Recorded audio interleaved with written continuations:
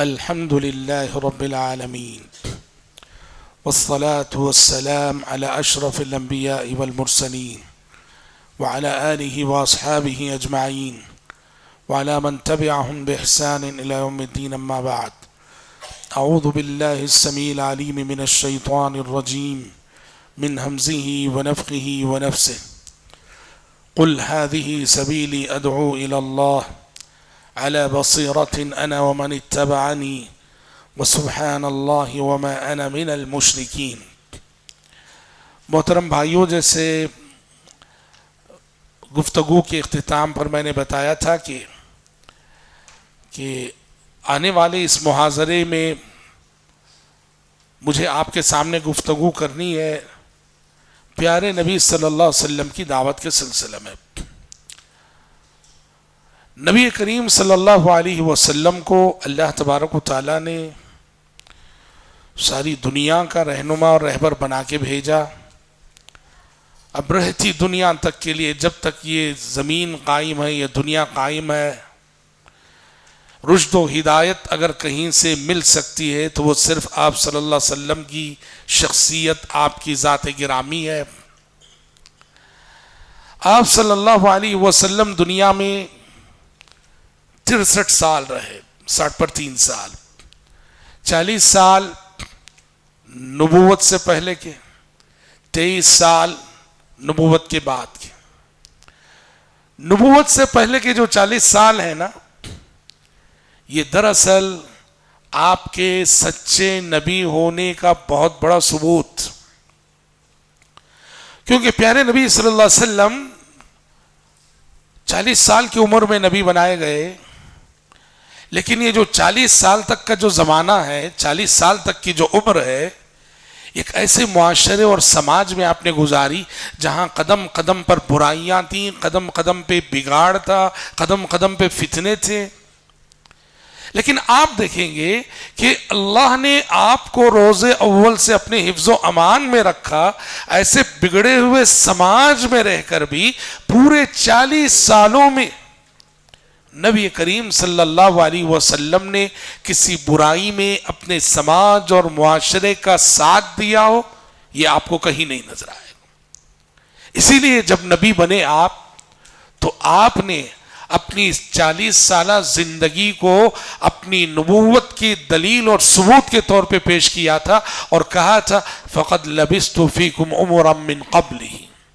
لوگوں، میں وہی محمد ہوں جسے 40 سال تک تم صادق کہتے تھے.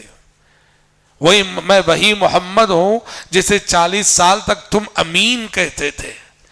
جو 40 سال تک صادق اور امین رہا، اب تم اس کو جھٹلا رہے ہو، اب تم اس کو جھوٹا کہہ رہے ہو. آپ نے نبوت سے پہلی گزری ہوئی اپنی بے داغ زندگی کو اپنی نبوت کی دلیل کے طور پر پیش کیا. تو اس کا مطلب کیا ہے؟ زبان سے پہلے کیریکٹر سے دعوت دینا ہے. ایک ہوتا ہے زبان سے لوگوں کو اسلام کی طرف بلانا، اور ایک ہوتا ہے اپنے کردار اور کیریکٹر سے لوگوں کو اسلام کی طرف بلانا. اور کردار کی جو دعوت ہے، کیریکٹر کی جو دعوت ہے، یہی اصل دعوت ہے. اچھا، نبی بننے کے بعد 23 سال آپ دنیا میں رہے. 23 سالوں میں 13 سال مکے میں اور 10 سال مدینے میں. مکے کے 13 سال آپ کی دعوت کا موضوع کیا تھا؟ توحید اور اخلاق. جیسے ہم نے دعوت انبیاء میں کہا، مکے کے 13 سال آپ کا سارا زور توحید اور اخلاق. پہلے دن سے آپ نے جہاں توحید کا نعرہ بلند کیا، پہلے دن سے آپ نے اخلاق کی دعوت بھی دی.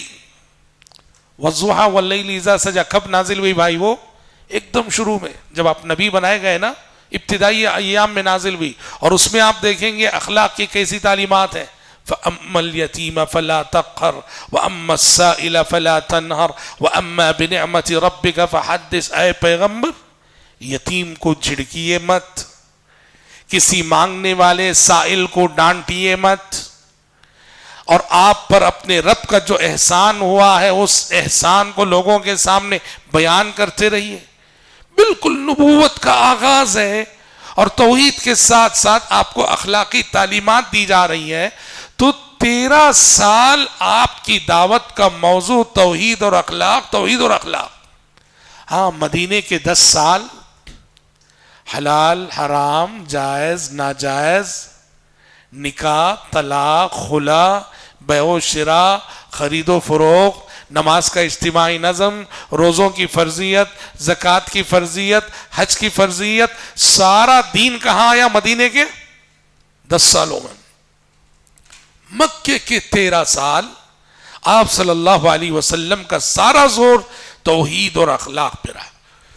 دیکھو، اللہ کے نبی دنیا میں آئے تو انسانیت کا درد لے کر آئے. ابھی میں نے دعوت انبیاء میں بھی ایک بات کی، ایک بات سنیے میرے بھائی. سچے دائی اگر آپ بننا چاہتے ہیں، سچے دائی اگر آپ بننا چاہتے ہیں تو بہت ضروری ہوتا ہے کہ آپ کے دل میں انسانیت کا درد ہو. درد ہونا چاہیے. کیسا درد؟ قرآن پیغمبر کے بارے میں کہتا ہے فَلَعَلَّكَ بَاخِعٌ نَفْسَكَ عَلَىٰ آثَارِهِمْ إِن لَّمْ يُؤْمِنُوا بِهَذَا الْحَدِيثِ أَسَفًا. پیارے نبی دعوت دیتے تھے، تبلیغ کرتے تھے، لوگ جب ایمان نہیں لاتے تھے آپ کو اتنا دکھ ہوتا، اتنا دکھ ہوتا. قرآن کہہ رہا ہے اے پیغمبر، ان لوگوں کے ایمان نہ لانے کے غم میں ایسے لگتا ہے کہ آپ اپنی جان کو ہلاکت میں ڈال لیں گے. یہ ابو جہل کا غم تھا، یہ ابو لہب کا غم تھا، یہ ولید بن مغیرہ کا غم تھا، یہ نضر بن حارث کا غم تھا. یہ جو ایمان نہیں لا رہے تھے تو پیارے نبی دکھی ہو جاتے تھے. یہ درد بہت ضروری ہوتا ہے. آپ ایک کافر کو دیکھ کر، ایک مشرک کو دیکھ کر، ایک بدعتی کو دیکھ کر آپ کے دل میں تڑپ پیدا ہونا، بیچارہ جہنم کی طرف بڑھ رہا ہے، میں اسے جہنم سے کیسے بچاؤں. ایک فکر ہونی چاہیے، ایک تڑپ ہونی چاہیے گمراہ انسان کو دیکھنے کے بعد. اور یہی درد ہے جو آپ کو سچا دائی بناتا ہے. حدیثوں میں پیارے نبی نے اپنے اس درد کو کن الفاظ میں بیان کیا جانتے ہیں؟ آپ نے کہا لوگوں میری مثال اس شخص کی سی ہے جو آگ جلاتا ہے، اندھیرے میں آگ جلاتا ہے. جیسے ہی آگ جلایا پتنگے آ کر گرنے لگے. پتنگوں کو کیا چاہیے؟ پتنگوں کو روشنی چاہیے. اس نے آگ جلائی، پتنگے اس آگ کو کیا سمجھ کے آتے ہیں؟ روشنی سمجھ کے آتے ہیں، جبکہ یہ نور نہیں، نار ہے، یہ آگ ہے. یہ اور بیچارہ یہ شخص جو جانتا ہے کہ پتنگے اسے روشنی سمجھ کے آ رہے ہیں مگر اس میں ان کی ہلاکت ہے، ان پتنگوں کو روکتا ہے، بچاتا ہے کہ مت ادھر مت آؤ، ہٹو یہاں سے. لیکن وہ پتنگے زبردستی جا کے آگ میں گر جاتے ہیں. پیارے نبی نے کہا انا آخذ بحجزکم ہلم عن النار ہلم عن النار وانتم تغلبونی تقحمون فیہا. میں بھی ویسے ہی تم لوگ جہنم کی طرف بڑھے جا رہے ہو، میں تمہاری کمروں کو پکڑ پکڑ کے روک رہا ہوں، یہ جہنم ہے، ادھر سے بچ کر ادھر چلے آؤ، ادھر چلے آؤ. مگر تم ہو کہ زبردستی مجھ پہ غالب آتے ہو اور جا پڑتے ہو جہنم میں. درد ہونا چاہیے. انسانیت سے ہمدردی ہونی چاہیے، انسانیت سے خیرخواہی ہونی چاہیے. اور انسانیت کی خیرخواہی کا سب سے بڑا مظہر یہ ہے کہ جہنم کی آگ سے ان کو بچانے کی کوشش کرنا. یہ سب سے بڑی خیرخواہی، یہ سب سے بڑی ہمدردی. ٹھیک ہے، پہلی چیز. دوسری چیز آپ دیکھتے ہیں پیارے نبی کی سیرت میں، پیارے نبی نے اپنی دعوت کا آغاز سری مرحلے سے کیا. سری مرحلے کا مطلب کیا ہے؟ مکے میں 13 سال رہے نا آپ، شروع کے 3 سال آپ چھپ چھپ کے کام کرتے تھے، کسی کو معلوم نہیں ہوئے جیسا. اس کو بولتے ہیں سری مرحلہ.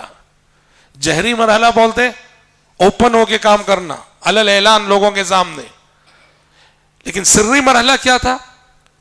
چھپ چھپ کے کام کرنا، لوگوں کو پتہ نہ چلے یوں کام کرنا. شروع کے 3 سال آپ صلی اللہ علیہ وسلم نے چھپ کر کام کیا، انفرادی ملاقاتیں کرتے تھے. اس سے کیا سمجھ میں آتا ہے؟ دعوت میں جوش سے زیادہ ہوش کی ضرورت ہے. سمجھ رہے ہیں؟ اللہ کے لیے کیا مشکل تھا؟ 3 سال کے بعد جب وہ آیت نازل ہوئی فاصدع بما تؤمر، اے پیغمبر اب آپ اپنی بات کو علل اعلان کہیے، تب آپ پبلک کے سامنے آئے، علل اعلان کام کرنے لگے۔ 3 سال کے بعد، 3 سال تک آپ چھپ کے انفرادی ملاقاتوں کے ذریعے سے ذہن سازی کرتے تھے، انفرادی ملاقاتوں میں اسلام کا پیغام پہنچاتے۔ میں کہنا یہ چاہ رہا ہوں، اللہ کے لیے کیا مشکل تھا کہ ہمارے نبی سے کہتا پہلے دن سے اوپن ہو کے کام کرو، دیکھتے ہیں کون کیا کرتا۔ کوئی مشکل نہیں تھا، لیکن دنیا اللہ نے اسباب پہ قائم کی ہے۔ ہاں، اسباب اپنانا بہت ضروری ہوتا ہے، اپنی دعوت کی حفاظت کرنا بہت ضروری ہوتا ہے۔ اس لیے آپ صلی اللہ علیہ وسلم نے 3 سال تک چھپ کے کام کیا۔ اس لیے یاد رکھو بھائیو، دعوت کے میدان میں یہ جو سریت ہے بہت ضروری ہو جاتی ہے۔ سریت کا مطلب کیا ضرورت ہے خواہ پبلسٹی کرنے کی؟ پبلسٹی نہیں کرنا، کسی بھی چیز کی پبلسٹی سے بچو، خاص کر موجودہ حالات میں۔ اب میں آپ کو بتاؤں، ہماری ریاست تمل ناڈو میں ایک بستی تھی میناکشی پورم، سمجھ رہے؟ 1980 کے لگ بھگ کی بات ہے۔ وہ پورا کا پورا گاؤں مسلمان ہو گیا، پوری بستی ایک ساتھ کنورٹ ہو گئی۔ اس وقت انہوں نے اپنی بستی کا نام رکھا رحمت آباد۔ اب مسلمان کیا کرے، خوش ہو کہ اس کو اتنا پھیلا ہے، بہت بڑا مسئلہ بن گیا۔ وہ عالمی میڈیا میں چلا گیا، وہ وہاں سے آوازیں اٹھنے لگیں کہ یہاں تبدیلی مذہب پہ پابندی لگاؤ، اس کے بعد سے قوانین بننے لگے۔ پبلسٹی کا بڑا نقصان ہوتا ہے، پبلسٹی نہیں کرنا چاہیے۔ پیارے نبی صلی اللہ علیہ وسلم نے ابتدائی 3 سال سرن کام کیا تھا۔ بھائی ہم جو کر رہے ہیں ہمارا اللہ جانے کافی ہے، ہمارا رب جانے کافی۔ دنیا کو دکھا کے کیا کرنا ہے؟ نام تھوڑی کمانا ہے، عزت تھوڑی کمانا ہے۔ ہم تو اجر و ثواب کے لیے کام کر رہے ہیں، آخرت کے لیے کام کر رہے ہیں۔ تو ہماری کوششوں سے کون ہدایت پا رہا ہے، کون صحیح راستے پہ آ رہا ہے، ہمارا رب جانے کافی ہے۔ تو لہٰذا پبلسٹی سے بچنا چاہیے۔ آپ صلی اللہ علیہ وسلم کو جب 3 سال کے بعد اللہ نے کہا اے پیغمبر اب آپ کھل کر کام کیجئے، 3 سال کے بعد کہا، تو اس وقت آپ صلی اللہ علیہ وسلم کیا کیے؟ آپ صفا کی پہاڑی پہ چڑھ گئے۔ مکے میں ایک پہاڑ تھا جسے صفا کا پہاڑ کہتے ہیں، صفا کی پہاڑی پہ چڑھ گئے اور صفا کی پہاڑی پہ کھڑے ہو کے اپنی خطاب کیا، تقریر کی، اسلام کا پیغام پہنچایا۔ سوال یہ ہے کہ صفا کی پہاڑی پہ کیوں چڑھے آپ؟ صفا کی پہاڑی پہ کیوں کھڑے آپ اور صفا کی پہاڑی پہ کیوں چڑھے آپ؟ کیوں جانتے ہیں؟ عربوں کا کلچر تھا، پہاڑ ان کے لیے اسٹیج تھا، اور اس اسٹیج کو کب یوز کرتے تھے معلوم؟ عرب کے لوگ پہاڑ کے اسٹیج کو جب کسی بستی پر کوئی خطرہ آنے والا ہوتا، کسی بستی پر کوئی دشمن حملہ کرنے والا ہوتا، تو جو شخص سب سے پہلے وہ دشمن کو دیکھتا تھا وہ پہاڑ پہ چڑھ جاتا اور پہاڑ پہ کھڑے ہو کر، اچھا وہ ایک کام یہ کرتے تھے، کپڑے نکال لیتے تھے۔ وہ جو شخص پہاڑ پہ چڑھتا تھا نا بتانے کے لیے، وہ برہنہ ہو جاتا، برہنہ ہو کر کپڑے نکال کر ہلا کے جو چیختا، بستی والے سمجھ جاتے کہ کوئی دشمن ہے جو ہم پہ حملہ کرنے کے لیے آ رہا ہے۔ تو چونکہ اس زمانے میں کسی بھی آبادی پر آنے والے خطرے سے آگاہ کرنے کے لیے پہاڑ کو ایک اسٹیج کے طور پہ یوز کیا جاتا تھا، تو پیارے نبی نے بھی آخرت کے آنے والے خطرے سے آگاہ کرنے کے لیے پہاڑ کے اسٹیج کو یوز کیا۔ اس سے ایک لیسن ہمیں ملتا ہے، کیا جانتے ہیں؟ ایک سبق، اسلام کی تبلیغ کے لیے ہر دور اور ہر زمانے کا جو اسٹیج ہوتا ہے اسے یوز کرنا چاہیے۔ اور آپ مجھے بتاؤ اس دور کا اسٹیج کیا ہے نا؟ ہاں؟ پہلے آپ بولتے تھے ٹیلی ویژن، اب ٹیلی ویژن حساب میں نہیں، سوشل میڈیا، سمجھ رہے؟ دعوت و تبلیغ کے لیے بہت ضروری ہوتا ہے کہ ہم جس زمانے میں جی رہے ہیں اس زمانے کے اسٹیج کو یوز کرنا۔ سوشل میڈیا آج اس کا سب غلط استعمال کر رہے ہیں، زیادہ غلط استعمال ہو رہا ہے۔ واللہ اگر اس کا صحیح استعمال ہم کریں کتنا فائدہ ہوگا، کتنا بھلا ہوگا اور کتنا بھلا ہوگا۔ پیارے نبی صلی اللہ علیہ وسلم کی دعوتی زندگی کو جب ہم دیکھتے ہیں، مکہ ہو کہ مدینہ، ایک چیز صاف طور پہ نمایاں کہ مشرکین مکہ نے لاکھ کوششیں کر لی آپ کے بڑھتے قافلے کو روکنے کے لیے، لیکن وہ کہاں فیل ہو جاتے تھے، ان کی ساری پلاننگ کہاں فیل ہوتی تھی، وہ کہاں ناکام ہو جاتے تھے؟ پیارے نبی کے اخلاق کے سامنے وہ ناکام ہو جاتے تھے۔ اسلام کو آپ نے مکے میں ہو کہ مدینے میں ہو، اسلام کی جو تبلیغ ہوئی، اسلام کی جو نشر و اشاعت ہوئی، وہ سب سے بڑی چیز جو تھی وہ اخلاق تھی، کیریکٹر۔ اسلام پیارے نبی کے زمانے میں بھی اخلاق سے پھیلا، خلفائے راشدین کے زمانے میں بھی اخلاق سے پھیلا۔ کیسے اخلاق؟ صحیح بخاری کا مشہور واقعہ، اس ایک واقعے کی روشنی میں آپ اندازہ کیجئے کہ اخلاق سے کیسے لوگ مسلمان ہوتے تھے اس دور میں، اور پیارے نبی نے اپنا اخلاقی اثر کیسے ڈالا۔ کیا ہے صحیح بخاری کا واقعہ؟ بہت مشہور واقعہ ہے۔ پیارے نبی سفر میں تھے، آپ کے ساتھ سینکڑوں کی تعداد میں صحابہ تھے، پانی ختم ہو گیا۔ پانی جب ختم ہو گیا تو پیارے نبی نے دو صحابہ کو روانہ کیا کہ جاؤ ڈھونڈ کے آؤ اس علاقے میں کہیں پانی ہے کیا۔ سینکڑوں صحابہ کے مسائل تھے، پینے کے لیے پانی نہیں، نہانے کے لیے پانی نہیں، وضو کے لیے پانی نہیں، برتنے کے لیے پانی نہیں، اور ایک آدمی کا مسئلہ نہیں، سینکڑوں لوگوں کا مسئلہ ہے۔ کہا کہ جاؤ ڈھونڈ کے آؤ۔ صحابہ گئے دونوں، کافی ڈھونڈا، پانی تو نہیں ملا۔ ایک بڑھیا مل گئی، ایک عورت مل گئی، کافر عورت، مشرک عورت، جو اپنے اونٹ پر پانی سے بھرے ہوئے دو مشکیزیں لے جا رہی تھی۔ صحابہ اس بڑھیا کو پکڑ کے لائے، اس کے اونٹ پر پانی کے دو بھرے ہوئے مشکیزیں تھے۔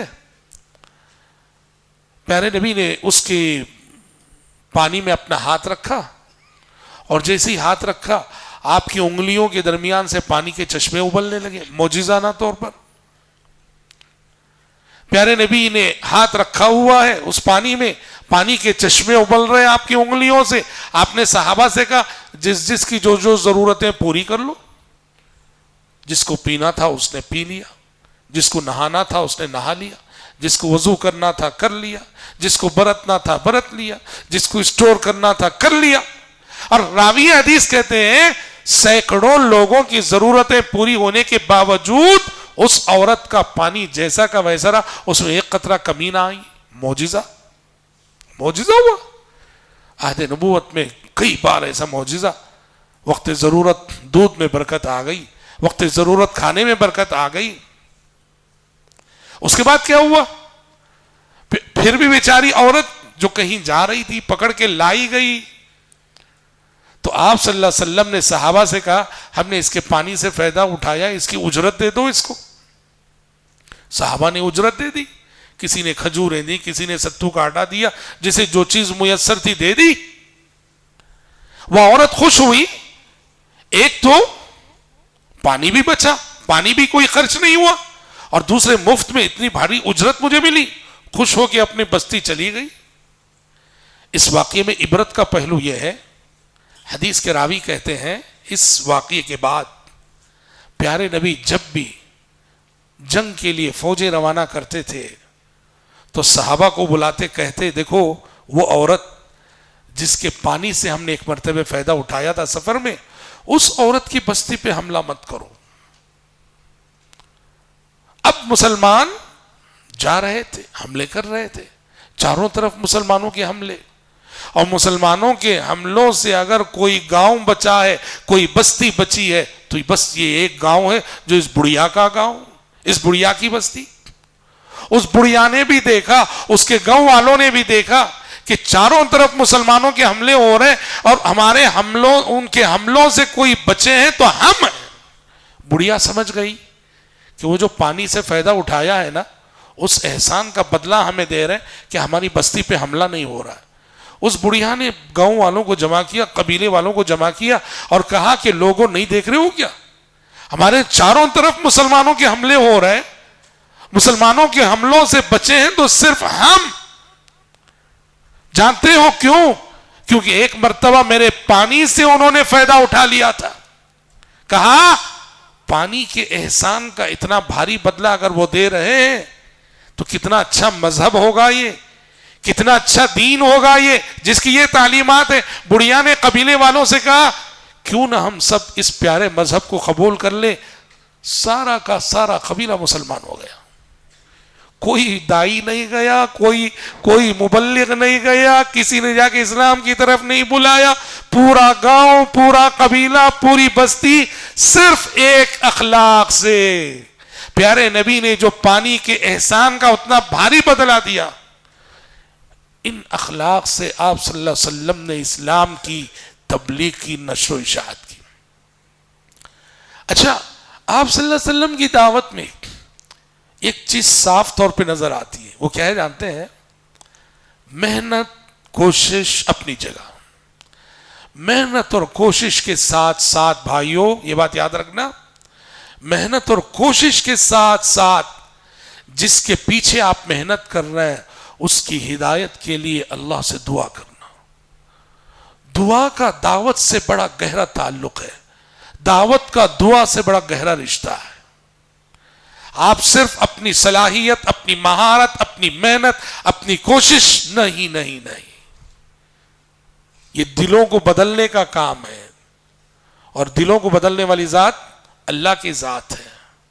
آپ اس کے در کو کھٹکھٹائیے۔ پیارے نبی کی دعوتی مساعی میں آپ دیکھیں گے دعاؤں کا بڑا کردار ہے۔ آپ جانتے ہیں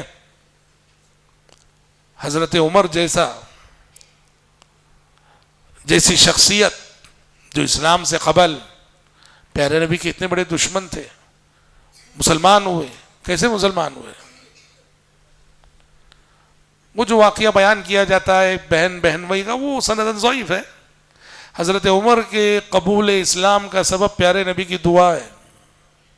مکے میں مشکل حالات تھے، بہت مشکل حالات، تب پیارے نبی نے اللہ سے دعا کی تھی، اے اللہ یہ ابو جہل اور عمر، کیونکہ مکے کے دو بڑے سر تھے، یہ ان دونوں میں سے تیرے نزدیک جو پیارا ہے اس کے ذریعے سے اسلام کو تقویت پہنچا، اسلام کی مدد فرما۔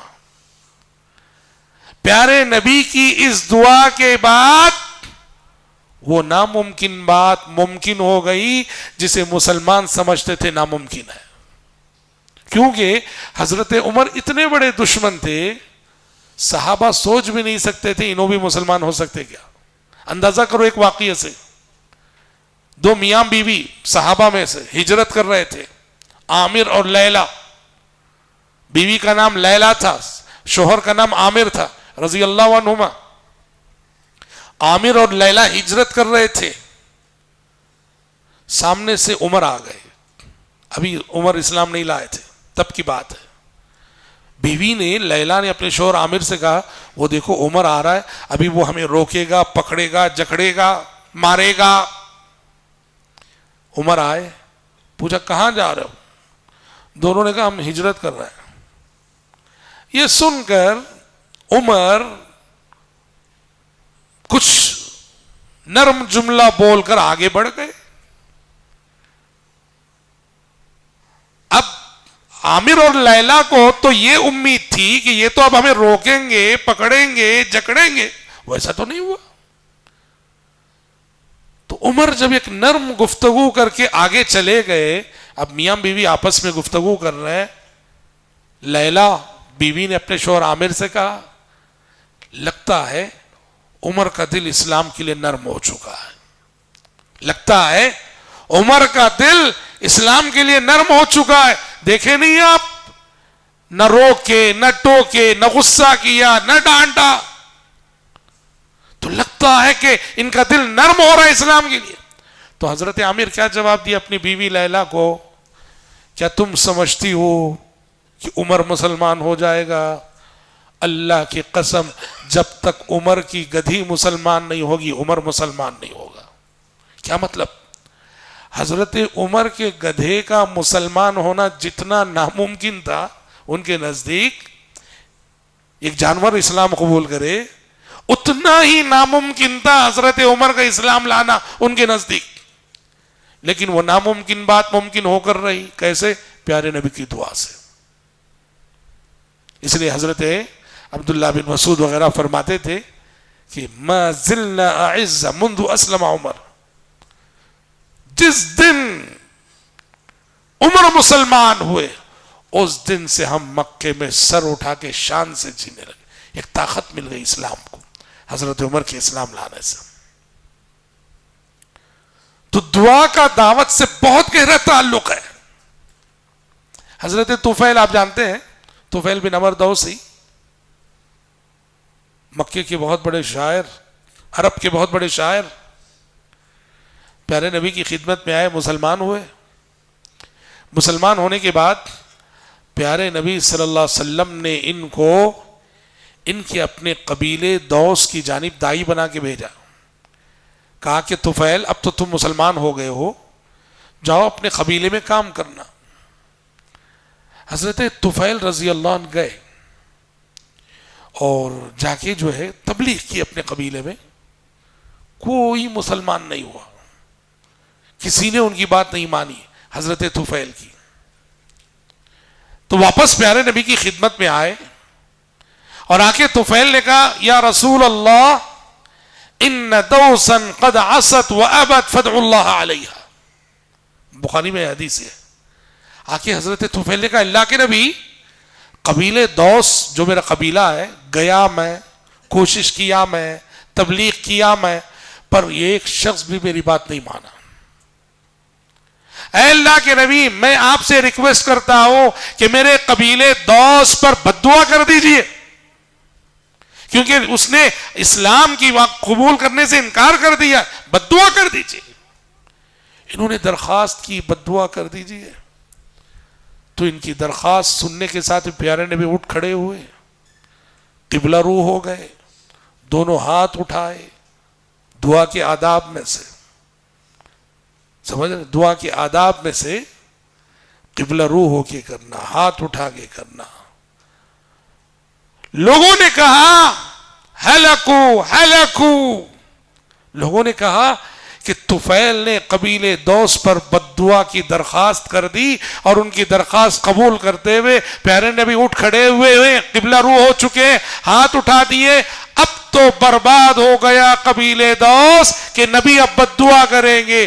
لیکن لوگوں کی حیرت کی انتہا نہ رہی جب آپ کی زبان سے بددعا کی جگہ یہ الفاظ نکلے اللہم اہدی دوسا وأت بہم.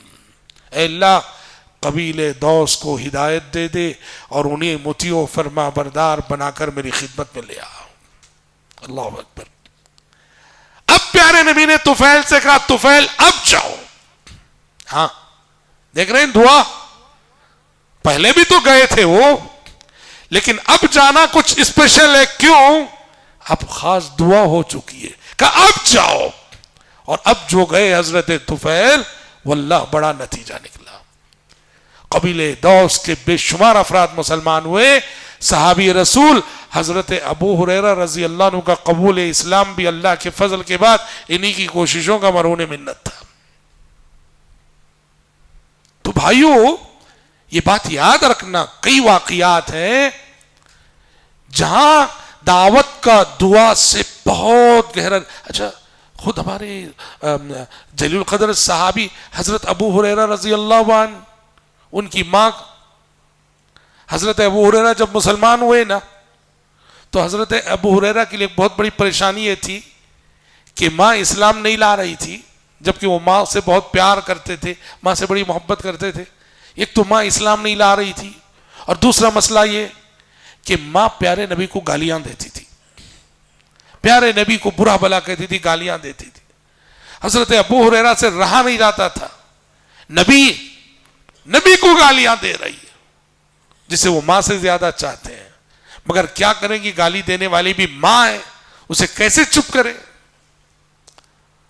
تو ایک مرتبہ انہوں نے پیارے نبی سے درخواست کی، اللہ کے نبی میری ماں کے لیے ہدایت کی دعا کر دیجیے، وہ آپ کو برا بلا کہتی، وہ آپ کو گالیاں دیتی ہے۔ پیارے نبی نے دعا کی، حضرت ابو ہریرہ کی ماں کے لیے آپ نے دعا کی۔ حضرت ابو ہریرہ کہتے ہیں پیارے نبی کی دعا کے بعد جب میں گھر پہنچا مجھے کچھ کہنے کی ضرورت نہ پڑی اور میں نے اپنی ماں کو قبول اسلام کے لیے تیار پایا۔ تو دعاؤں سے دل بدل جاتے ہیں بھائیو۔ القلوب بین اصبع الرحمن یقلبها کیف یشاء، دل رحمان کی دو انگلیوں کے درمیان ہوتے ہیں، انہیں جیسے چاہے وہ بدلتا ہے۔ کسی کا بھی دل وہ بدل سکتا ہے، بس اس کا دروازہ کھٹکھٹاؤ۔ تو لہذا اپنا جو بھی پیغام ہو، محنت و کوشش ہو کرو، مگر دعاؤں کا سہارا لینا نہ بھولو۔ یہ پیارے نبی کی سیرت کا، آپ کی حیات طیبہ کا بہت بڑا سبق ہے۔ طائف کا زخم کھانے کے بعد بھی کیسی درد بھری دعا کی آپ نے اللہ سے، کیسی درد بھری مناجات کی آپ نے اللہ۔ آپ کو معلوم ہے طائف کا زخم کیسا زخم تھا؟ طائف کا زخم احد کے موقع پہ ام المومنین عائشہ صدیقہ رضی اللہ عنہ نے پیارے نبی سے سوال کیا تھا، پوچھا تھا اے اللہ کے نبی آپ کی زندگی میں کیا احد کے دن سے بھی زیادہ کوئی مشکل دن آیا ہے؟ کیونکہ آپ کو معلوم ہے احد کے دن کیا ہوا تھا، آپ صلی اللہ علیہ وسلم کے دندان مبارک شہید ہو گئے تھے، آپ کا سر مبارک پھٹ گیا تھا، کافی خون بہا تھا، مشرکین نے یہ افواہ اڑا دی تھی کہ آپ صلی اللہ علیہ وسلم شہید ہو چکے ہیں۔ اس لیے ماں عائشہ صدیقہ رضی اللہ عنہا نے پوچھا تھا اللہ کے نبی کیا آپ کی زندگی میں احد کے دن سے زیادہ کوئی مشکل دن آیا ہے؟ تو پیارے نبی نے کہا تھا کہ عائشہ طائف کا دن میری زندگی کا سب سے مشکل ترین دن تھا۔ اور اس وقت آپ صلی اللہ علیہ وسلم نے طائف سے باہر نکلنے کے بعد ایک مناجات کی اللہ تعالیٰ سے، سیرت کی کتابوں میں اور رحیق المختوم وغیرہ میں دیکھی وہ پوری مناجات منقول ہے۔ اللہم الیک اشکو ضعف قوتی وقلت حیلتی وہوانی علی الناس یا ارحم الراحمین انت رب المستضعفین الى من تکلونی إلى بعيد يتجهمني أم إلى عدو ملكته أمري إن لم يكن بك غضب علي فلا أبالي ولكن عافيتك هي أوسع لي أعوذ بنور وجهك الذي أشرقت له الظلمات وصلح عليه أمر الدنيا والآخرة من أن ينزل بي غضبك أو يحل علي سخطك لك العتبى حتى ترضى ولا حول ولا قوة إلا بك۔ آپ یہ دعا ٹرانسلیشن کے ساتھ پڑھیں گے، لفظ لفظ میں درد ہے۔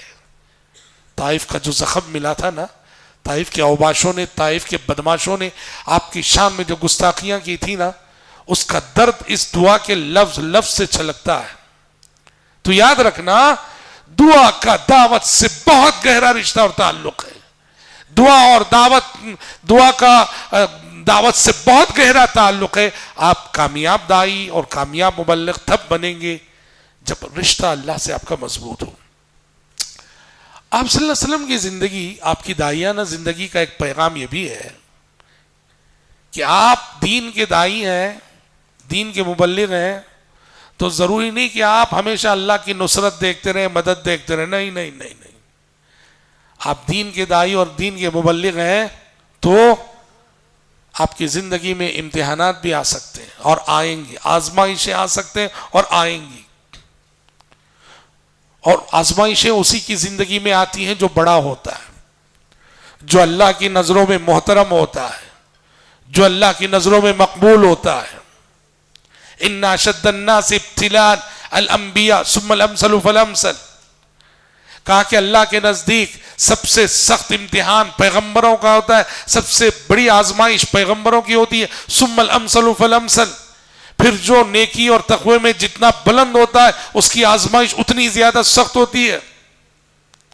پیارے نبی کی داعیانہ زندگی یہ پیغام دیتی ہے کہ جب آپ کامیاب داعی بنیں گے تو ضروری نہیں کہ ہمیشہ اللہ کی نصرت اور اس کی مدد کے آپ واقعات مشاہدہ کریں، آپ کی زندگی آزمائشوں سے بھی دوچار ہو سکتی ہے.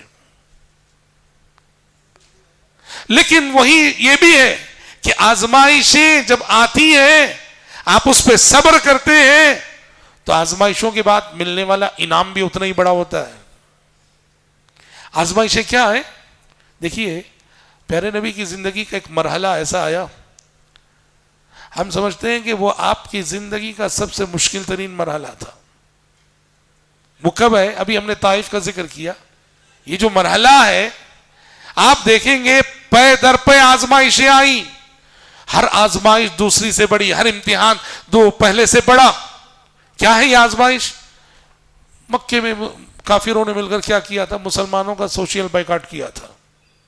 اسے شیب ابی طالب کا حصار کہا جاتا ہے. شیب ابی طالب کا حصار، ابو طالب کی گھاٹی مکے میں تھی، وہاں مسلمانوں کا بائیکاٹ کر کے مسلمانوں کو محصور کر دیا گیا. کوئی مسلمانوں سے لین دین کرنے والا نہیں، کوئی مسلمانوں سے بزنس کرنے والا نہیں، کوئی مسلمانوں سے خرید و فروخت کرنے والا نہیں. 3 سال یہ بائیکاٹ اور بڑے مشکل حالات سے مسلمان اس درمیان گزرے، اتنے مشکل حالات سے گزرے. صحابہ کہتے ہیں کہ شیب ابی طالب کے حصار کے درمیان ہم نے کھجور کے پتے بھوک کی وجہ سے اتنے کھائے، قضائے حاجت کے لیے جاتے ہمارا فضلہ بھی جانوروں کے گوبر کی طرح ہوا کرتا تھا، جانور کی مینگنیوں کی طرح ہوا کرتا تھا. بھوک کی وجہ سے اتنے پتے ہم نے کھائے. اتنا بڑا امتحان، 3 سال اس آزمائش میں رہے. اچھا 3 سال بعد یہ آزمائش ختم ہوئی، اس کی الگ تفصیلات. تو دوسری بڑی آزمائش آئی، وہ کیا ہے کہ ابو طالب کا انتقال ہو گیا. ابو طالب ایمان تو نہیں لائے تھے لیکن اسلام کے لیے ایک سہارا بنے ہوئے تھے. تو ابو طالب کی وفات پیارے نبی کے لیے بہت بڑا صدمہ.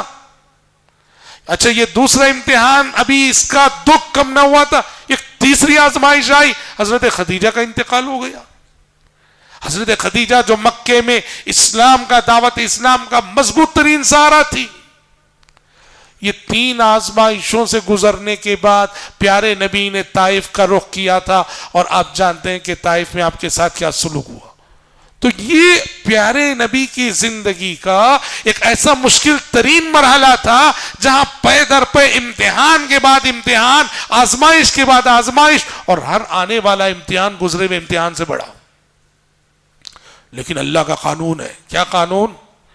امتحان جتنا بڑا ہوتا ہے اس امتحان میں کامیاب ہو جاؤ آپ، صبر کر لو آپ، تو پرائز اور انعام بھی اتنا ہی بڑا ہوتا ہے. چنانچہ آپ دیکھیں گے یہاں اللہ نے اس کے بعد، طائف کے واقعے کے بعد، پیارے نبی کو تسلی کے کئی سامان کیا. پیارے نبی کے تسلی کے کئی سامان اللہ نے کیے. کیا کیا کیے؟ سب سے پہلا سامان تو یہ ہوا کہ آسمان سے ملک الجبال آ گئے، جبریل امین آ گئے، پہاڑوں کا فرشتہ آ گیا. وہ تو جانتے ہیں اجازت چاہیے، آپ اگر اجازت دیں تو طائف والوں کو 2 پہاڑوں کے درمیان کچل دیں.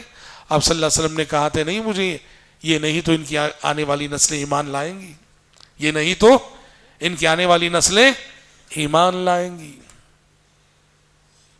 آپ جانتے ہیں اس وقت آپ نے جو دعا دی طائف والوں کے لیے، یہ طائف والوں کے لیے نہیں تھی یہ دعا، طائف والوں کے لیے تو تھی، یہ ہمارے آپ کے لیے بھی تھی. کس کے لیے؟ ہندوستان والوں کے لیے. کیسے بھائی؟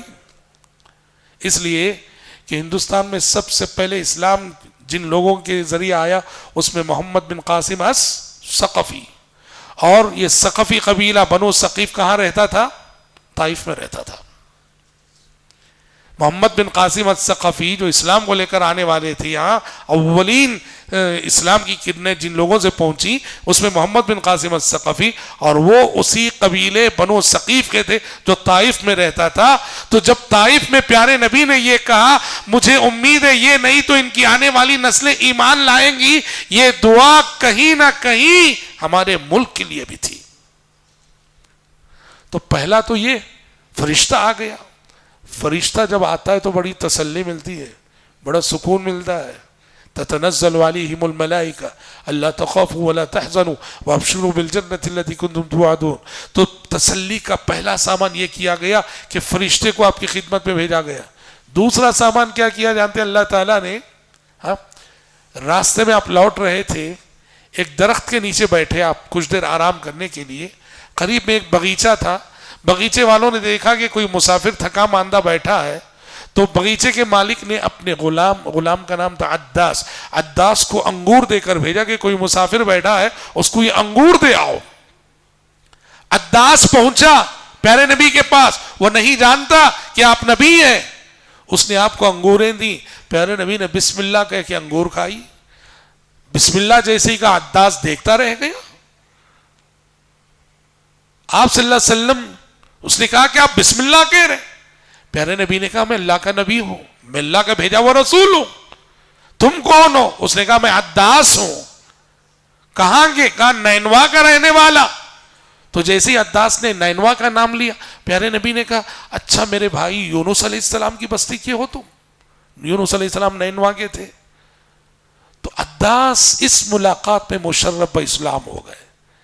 تو یہ اللہ کی جانب سے پیارے نبی کی تسلی کا دوسرا سامان تھا کہ طائف کے سفر میں آپ رزلٹ کے بغیر نہیں لوٹے. رزلٹ ملا, طائف والے تو اسلام نہیں لائے مگر راستے میں ایک بندہ تو مسلمان ہو گیا. اور ایک بندہ بھی جب ہدایت پاتا تھا, اللہ کے نبی کو جو خوشی ہوتی تھی اور جو تسلی ملتی تھی اس کا اندازہ ہم نہیں کر سکتے. تھوڑا اور آگے بڑھے آپ کی تسلی کا تیسرا سامان اللہ نے کیا. وہ کیا جانتے ہیں؟ آپ قرآن پڑھ رہے تھے, ایک جگہ راستے میں رک کر جنات کا قافلہ گزرا, وہیں سے قرآن سنا, مشرف اسلام ہو گئے. یہ بھی اللہ کی جانب سے گویا آپ کی تسلی کا سامان تھا. اے پیغمبر یہ لوگ اسلام نہیں لاتے ہیں تو کیا ہوا؟ ایک دوسری ہی مخلوق آپ کی بات ماننے کے لیے تیار ہے. دیکھو یہ جنات کا قافلہ آپ کی تلاوت کو سن کے دیکھو مسلمان ہو گیا. تو اللہ کے نبی کی تسلی کے یہ چھوٹے چھوٹے سامان کیے گئے. اور اس کے بعد پھر بھی طائف کا زخم اتنا بڑا زخم تھا, اس کے لیے بڑے مرہم کی ضرورت تھی. اسی بڑے مرہم کے لیے آپ کو سفر معراج پہ بلایا گیا. سفر معراج اسی وقت ہوا تھا جب آپ طائف کے سفر سے مکہ لوٹے تھے. انہی دنوں معراج کا وہ واقعہ پیش آیا جب اللہ تبارک و تعالیٰ کے پاس آپ تشریف لے گئے اور اتنا تقرب حاصل ہوا کہ جبریل امین کو بھی اتنا تقرب کبھی اللہ کا حاصل نہ ہوا تھا. سدرۃ المنتہا کے پاس جا کے رک گئے اور کہا آگے جانے کا اختیار صرف آپ کو ہے, آگے بڑھنے کی اجازت صرف آپ کو ہے. تو ظاہر بات ہے اسراء و معراج تو اتنا بڑا انعام ہے, وہ اتنا بڑا پرائز ہے وہ اللہ کے نبی کے لیے اللہ کی جانب سے. تو سمجھ رہے, آزمائشیں جتنی بڑی ہوتی ہیں آزمائشوں کے بعد ملنے والا انعام بھی اتنا ہی بڑا ہوتا ہے. تو جیسے میں نے کہا آپ دائی ہیں, آپ مبلغ ہیں, آپ خادم دین ہیں, تو ضروری نہیں کہ ہمیشہ اللہ کی نصرت کے مظاہر دیکھتے رہے. زندگی میں آزمائشیں بھی آ سکتی ہیں, امتحانات بھی آ سکتی ہیں, لیکن آزمائشوں کے ساتھ ساتھ ان مع العسر یسرا, آسانیاں بھی ضرور آتی ہیں. بہرحال یہ چند نکات تھے جو میں نے اپنے دوسرے موضوع سے متعلق آپ کے سامنے ذکر کرنے چاہے. رب العزت سے میں دعا کرتا ہوں کہ اللہ تعالیٰ مجھ کہنے والے کو اور آپ سبھی سننے والوں کو زندگی کے ہر شعبے میں پیارے نبی صلی اللہ علیہ وسلم کی سچی اتباع کرنے کی توفیق عطا فرمائے. اللہم آمین. وصلی اللہ وسلم علی خیر خلقہ محمد وآلہ وصحبہ اجمعین.